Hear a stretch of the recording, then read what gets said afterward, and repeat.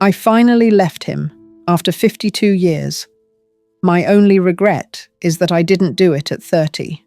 The first breath. People ask me what freedom feels like. I don't know how to answer that. But I can tell you what it sounds like.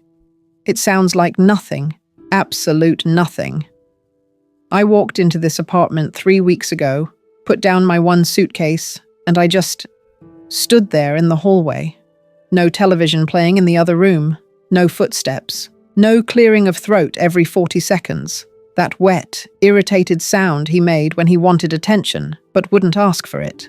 No refrigerator door opening and closing, because he could never find anything, even though everything was exactly where it had been for 30 years. Just silence. And I took this breath. Deep. All the way down to my stomach. And I realized I hadn't breathed like that in decades. Not fully. Not without listening for what was coming next. What mood. What complaint. What quiet punishment for something I didn't even know I'd done. The apartment smells like paint. Fresh paint. Nobody else's years soaked into the walls.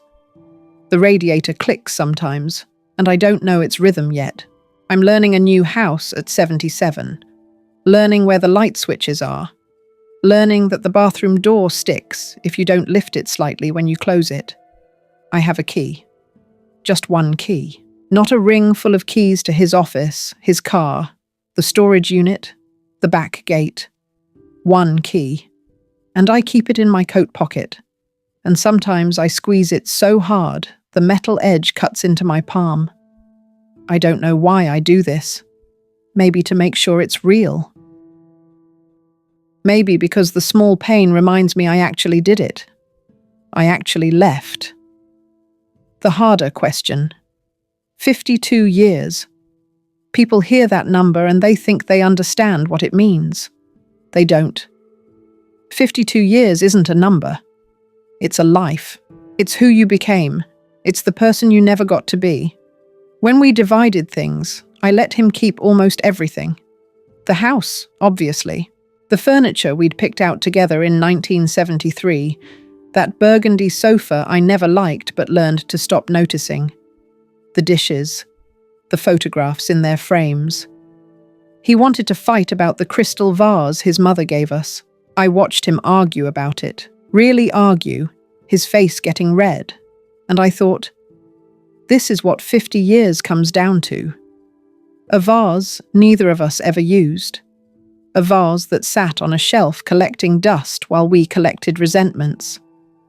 I took my clothes. Some books.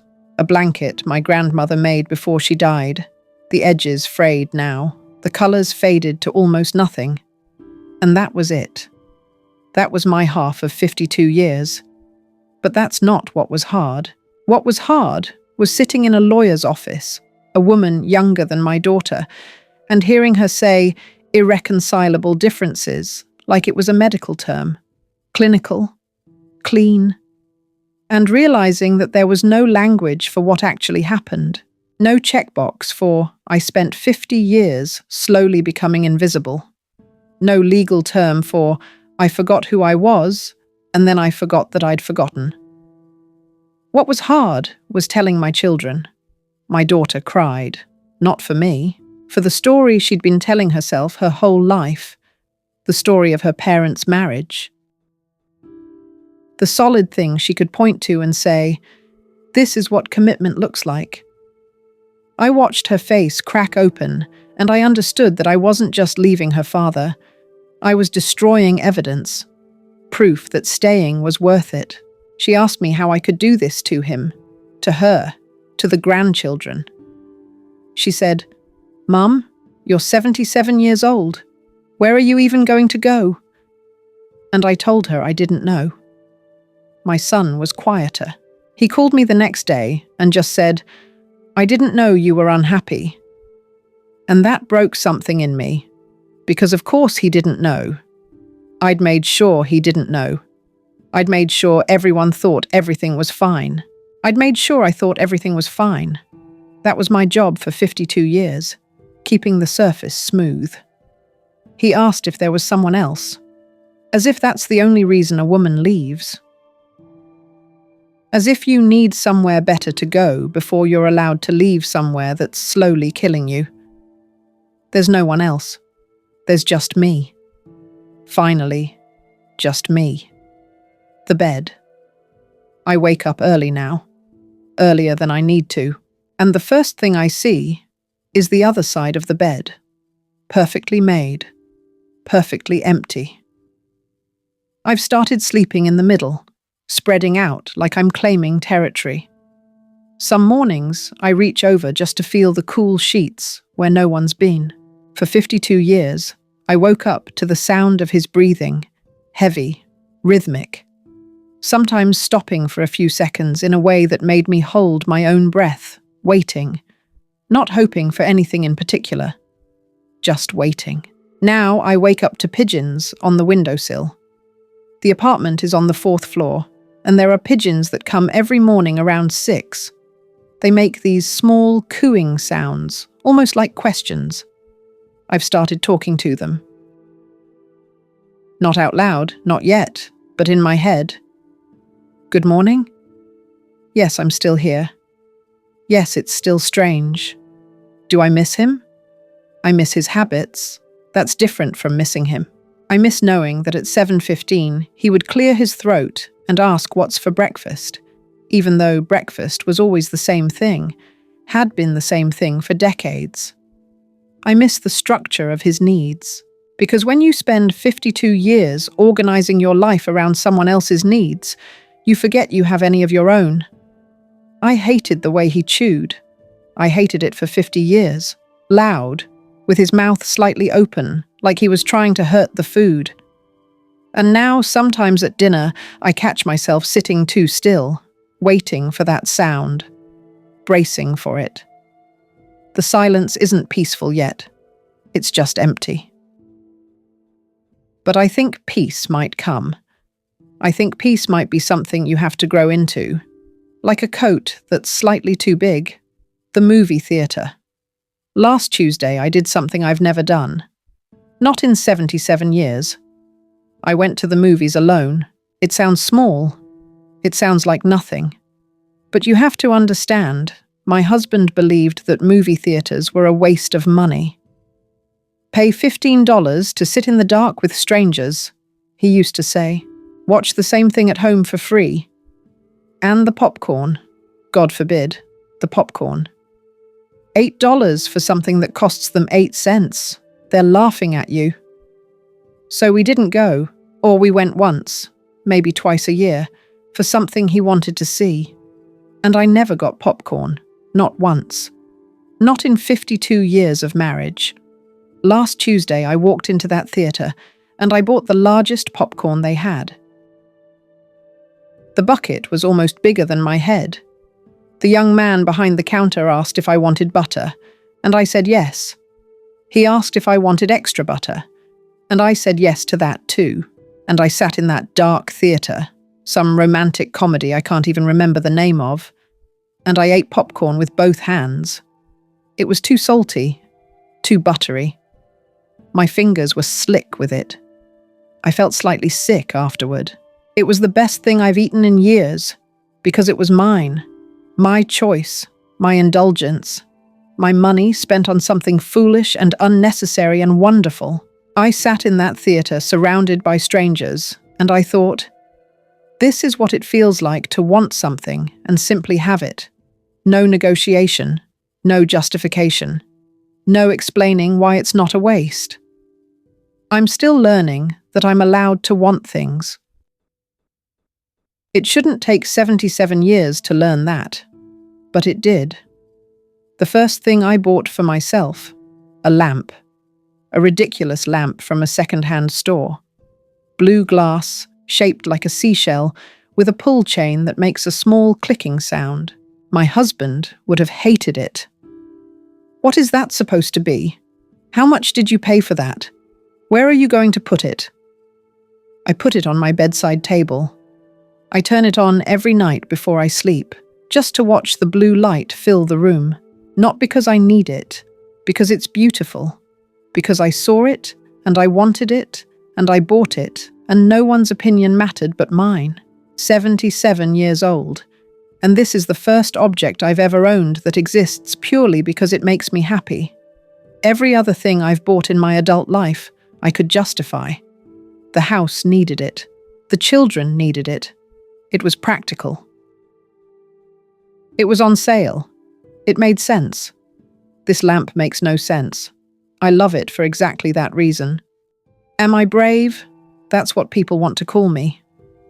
My few friends who know, they say things like, "You're so brave," and I could never do that. And I don't feel brave. I feel like someone who finally admitted the fire alarm had been ringing for decades. Brave would have been leaving at 30. Brave would have been walking away when I still had time to become someone, when I still had options, when my whole life wasn't already behind me. What I did isn't brave. It's just late, so late, that it's almost a joke. 77 years old, finally doing the thing I should have done before my children were born, before I forgot what I wanted from life, before I became so good at pretending that I convinced even myself. Some days I feel like a rebellious teenager, finally sneaking out of her parents' house, eating ice cream for dinner, staying up too late, making choices that have no purpose except pleasure. And some days, I feel like a fool, an old woman who threw away her whole life for an apartment with squeaky floors and a lamp shaped like a seashell. An old woman who'll probably die alone, soon, having just figured out what she wanted. Both things are true. I'm both of those women. The fear. Freedom is larger than I expected. Colder, too. There are nights when this apartment feels too big, even though it's half the size of the house I left. There are mornings when I wake up and don't know what to do with the day. Not because there's nothing to do, but because for the first time, nobody needs me to do anything. Nobody's waiting. Nobody's watching. Nobody cares what I do. That should feel like release. Sometimes it feels like falling. My daughter said something last week. She said, "Mum, what if this was a mistake? What if you realize you want to go back and it's too late?" And I couldn't tell her the truth. The truth is, I know I can't go back. Not because he wouldn't take me, though I don't think he would, but because I can't unknow what I know now. I can't unfeel what that first breath felt like. I can't pretend anymore that the life I had was the life I wanted, but she's right that I'm scared. Some nights I lie in bed and I think about all the ways this could go wrong. Falling and no one finding me for days. Running out of money. My children growing distant, punishing me with silence. Dying alone in this apartment, with no one but the pigeons knowing I'm gone. Fear doesn't leave just because you finally do the thing you were afraid of. Fear just changes shape, becomes about different things. I was afraid for 52 years of leaving. Now I'm afraid of what's left of my life being too short to matter. The fantasy. Sometimes, late at night, when the lamp is casting blue shadows on the ceiling, I let myself imagine what it would have been like. Leaving at 30, 35, even 40. I would have been young enough to start again. To get a degree, travel, meet someone else, maybe, or meet myself, which might have been more important. I could have watched my children grow up without that tightness in my chest, that constant performance of contentment. They might have seen their mother as a person with desires, ambitions, a life of her own. They might have learned something different about what a woman could be. But I don't let myself stay in that fantasy too long. Because it leads to a darker place. A place where I add up all the years I spent waiting, all the days I spent quiet, all the dreams I filed away in a drawer labeled later that became never. The math is too cruel. I have maybe 10 years left, maybe less, maybe a little more. And I spent 52 years in a house with a man who loved me the way you love furniture, present, useful. There. Do I regret staying so long? Of course. Every day. But I also know that the woman who stayed wasn't capable of leaving. She didn't have the tools. She didn't have the permission. She didn't even have the language for what was wrong. She'd been taught that a good wife stays. That unhappiness was just something women learn to live with. That wanting more was selfish. She had to become someone else first. And that took 52 years. I don't forgive myself. But I'm trying to stop blaming myself too. That woman did the best she could with what she had. And this woman, this 77-year-old woman with her ridiculous lamp and her key that cuts into her palm, she's doing the best she can with what's left. The question underneath all the other questions, is this a gift I gave myself? Or an act of desperation? I think about that a lot. Sometimes it feels like both. Like the gifts we give ourselves at the very end are always a little desperate, a little too late, a little tinged with grief for all the years we didn't. My neighbour, a woman about my age, her husband died 3 years ago. She told me she felt relieved. Then she cried because she felt so guilty for feeling relieved. And I understood. I understood that there are kinds of freedom that come with a bill, and you spend the rest of your life trying to pay it. I'm not dying. Not yet. Not that I know of. But I'm closer to the end than the beginning. We all are, at this age. And I think I finally understood that whatever time I have left, I couldn't spend it holding my breath, waiting for something that was never going to change, making myself smaller and smaller to fit into a space that was never meant to hold me. Was it selfish? Maybe. Probably. My husband will eat dinner alone now, sleep alone, grow old alone. Unless he finds someone else, which he might. Men usually do, but I've been selfish for 3 weeks now, and I've been selfless for 52 years, and I have to say, selfish feels a lot more like survival. What's more, fear or relief? It shifts, hour to hour sometimes. In the morning, when the pigeons come and the light is blue through my curtains, and I can drink my coffee as slowly as I want, it's relief. Pure, physical relief. Like putting down something heavy I'd been carrying so long, I forgot it had weight. In the evening, when the apartment gets dark and quiet, and I realize I haven't spoken to anyone all day, it's fear.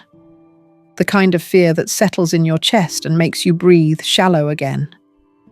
But here's what I've noticed. The relief is getting stronger, and the fear is getting smaller. Not gone. I don't know if it will ever be gone. But smaller, more manageable. Like a sound you eventually stop hearing because it's become background noise. I think that's what healing might be. Not the absence of fear, just the presence of something larger that puts the fear in its place, the truth. Freedom at 77 is both a blessing and a cruel joke. It's a blessing because it exists at all. Because I have this apartment and this lamp and these pigeons and these hours that belong to no one but me. Because I can still taste popcorn. Because I woke up. It's a cruel joke because of all the years I didn't have it.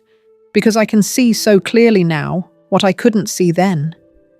Because the woman I was at 30 needed this, deserved this, was dying for lack of this, and I couldn't give it to her. I wasn't strong enough, or aware enough, or brave enough. I just wasn't. But here's what I've decided. It's not too late if you're still breathing. It's not too late if you can still change, even if the change is small. Even if you only get a few years of the life you wanted. Those years matter. They count. They're yours. I'm 77 years old. I finally left. And my only regret is that I didn't do it at 30. But I'm not going to spend the time I have left regretting. I'm going to spend it living, however long that is, however it ends. The key is in my pocket. The lamp is on my table. The pigeons come every morning.